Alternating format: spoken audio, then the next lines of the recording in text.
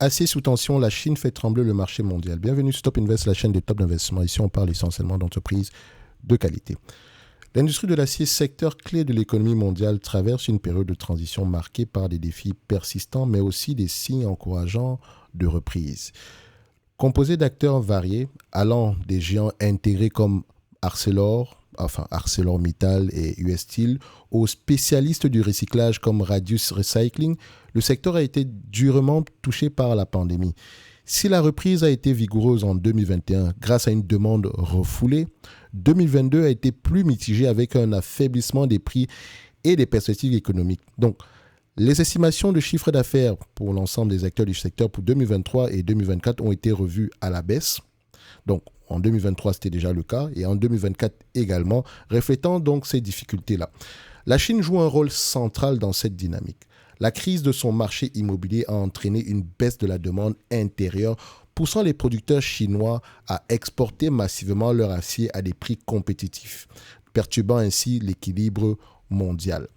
Face à ces défis, les entreprises du secteur déploient diverses stratégies. Cleveland-Cliffs, par exemple, a renforcé son intégration verticale en acquérant des acteurs clés de la chaîne de valeur de l'extraction du minerai de fer à la production d'acier plat. L'entreprise se positionne également sur le marché prometteur des véhicules électriques en misant sur l'acier électrique. Donc, US Steel suit une voie similaire en développant sa propre capacité de production d'acier électrique. Malgré les difficultés actuelles, les signes de reprise se profilent à l'horizon. Les estimations de croissance pour 2025 sont en hausse, laissant entrevoir un rebond potentiel. Toutefois, cette reprise pourrait être progressive et les défis structurels tels que la surcapacité de production mondiale et la volatilité des prix persistent. Donc, on va se dire une chose, c'est que même si c'est toujours, en fait, c'est même je te dis que c'est toujours le cas dans ce genre de secteur d'activité. Les prévisions sont toujours intéressantes, d'accord? Mais ça dépend de beaucoup d'éléments, d'accord? Il faut savoir qu'est-ce qui est inclus dans ces prévisions-là. Donc ici, on a une crise au niveau de la surcapacité, d'accord? Donc on produit énormément, on en consomme moins, ce qui rend les prix extrêmement volatiles, ok? Donc, l'industrie de l'acier est à la croisée des chemins présentement. Donc, les défis sont nombreux, mais les acteurs du secteur font preuve de résilience en adaptant leur stratégie et en explorant de nouveaux marchés. La reprise semble se dessiner, mais elle nécessitera une vigilance constante et une capacité d'adaptation continue face à un environnement mondial en constante évolution. Ceci n'est qu'un extrait ici de la note d'analyse sectorielle, d'accord, sur le segment ici de l'acier. Donc, de manière globale,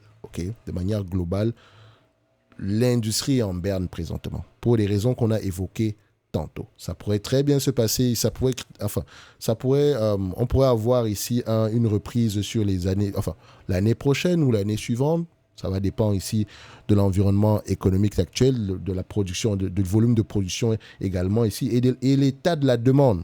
OK?